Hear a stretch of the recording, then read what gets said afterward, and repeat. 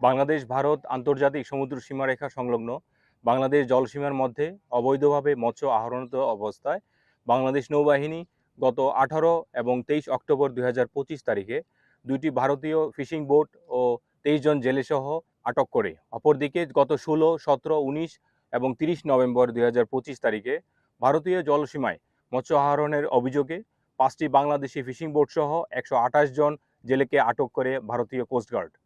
অতঃপর পররাষ্ট্র মন্ত্রণালয়ের উদ্যোগে দ্বিপাক্ষিক সমঝোতার ভিত্তিতে আটক থাকা জেলেদের বন্দি বিনিময়ের সিদ্ধান্ত গৃহীত হয়।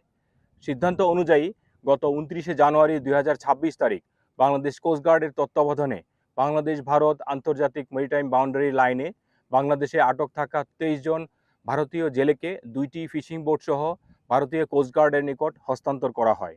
একই সাথে ভারতে আটক থাকা 128 জন বাংলাদেশি জেলেসহ 5টি ফিশিং বোট বাংলাদেশ কোস্টগার্ড গ্রহণ করে।